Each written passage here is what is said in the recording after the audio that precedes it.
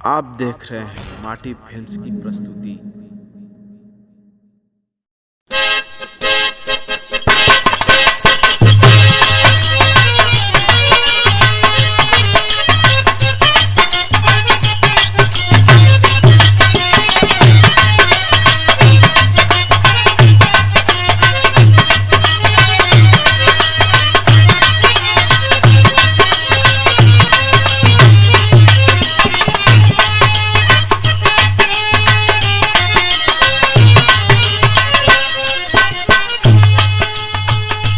अच्छा साथियों, जैसन कि सब लोग जानत हो, कोरोना वायरस का महामारी पूरी दुनिया के मानव जात के चपेट में ले ले है।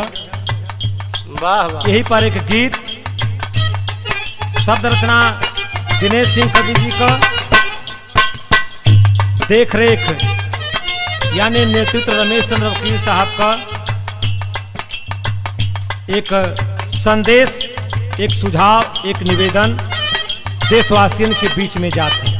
वाह। आइल बा कोविड यात्री से दुश्मन,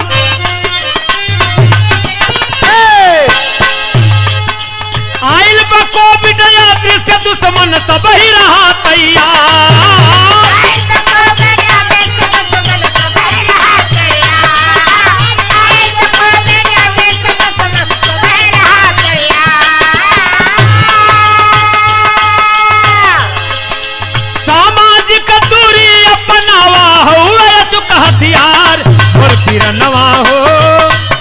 मोर पीरनवा हो,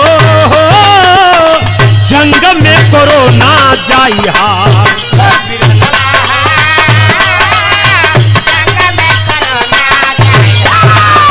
बहुत अच्छे।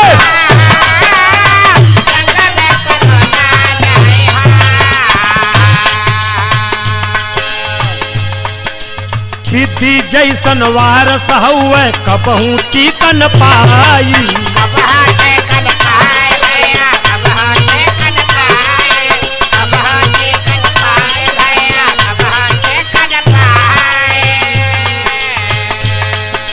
हर भारतीय जब तक आपस में डिस्टेंसिंग अपनाई,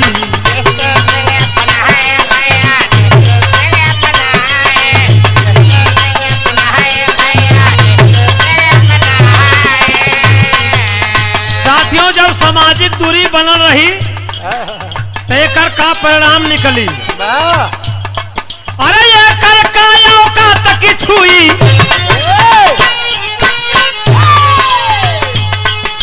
ये कर कायो का तक छुई, या करी हम देवार। ये कर कायो का तक छुई, या करी हम देवार।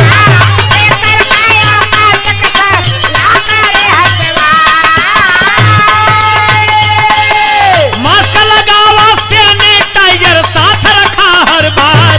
मोर पीरनवा हो, मोर पीरनवा हो, जंग में कोरोना जाई हार।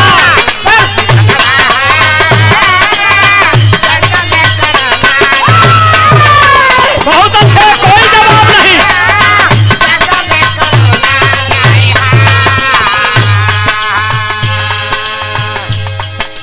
कर न सकी हमारे कुछ भूल कबूजन करिहा।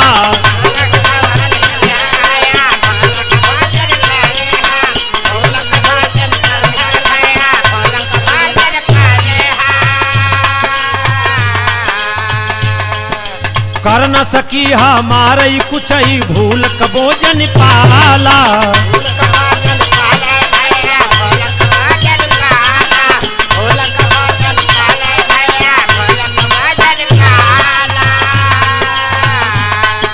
दुश्मन ता दुश्मन ही होला, छोटन बूझल जाला।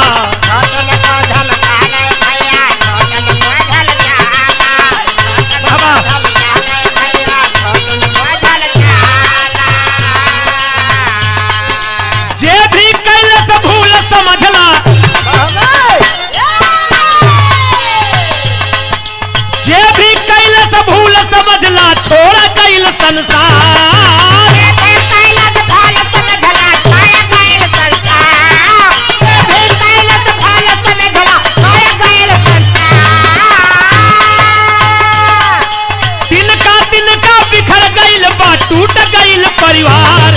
बिरनवा हो मोरे बिरनवा हो जंग में कोरोना जाई हार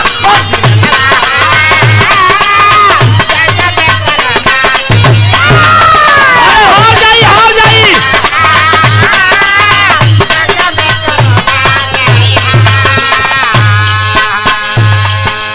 सबके सचेत रहल जरूरी है और सबके साथ रहल जरूरी है। और हम लोग के आप लोगन के पूरे जनता के साथ सब लोग लगल है। के लगल है भैया? शासन यो प्रशासन के भी लोग बतोहरे साथ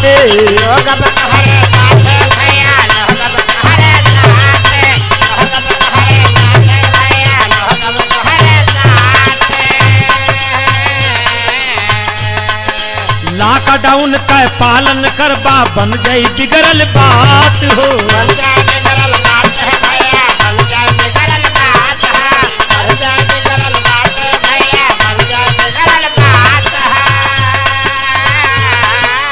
अन्न धन के भी कमी न कतही अरे अन्न धन के भी कमी न कतही बाबे भरल भंडार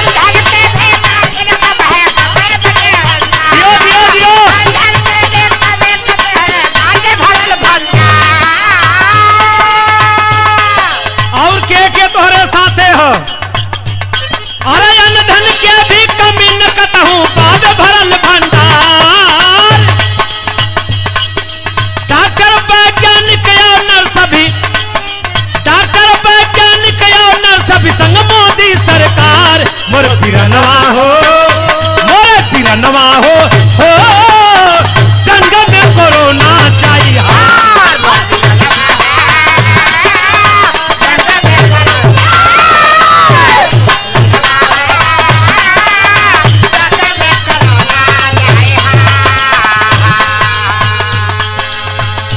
मनोयोग से सरकार का भी साथ, डॉक्टरों का साथ, वैज्ञानिकों का साथ, हमारे जनता के साथ, हमारे लोगों के साथ बना हुआ है।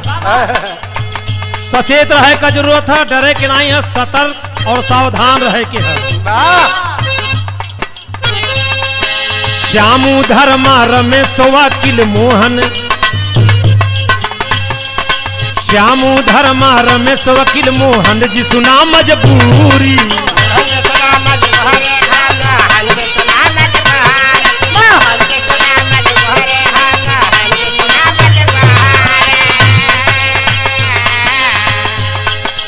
घर में रहल है जारी कमल वर्मा बड़ा जरूरी एकदम घरे में रह के हाँ सुरक्षित रह के हो।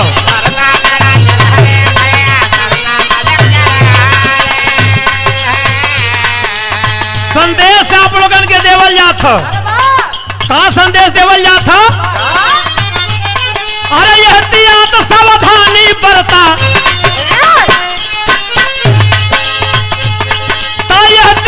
सावधानी बरता हाथ धोवा बर्बाद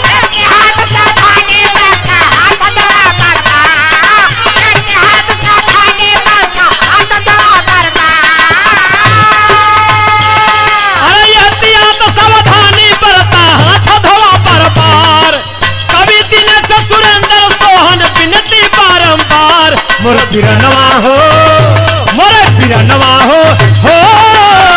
जंग में कोरोना चाहिए मोरे बिरनवा हो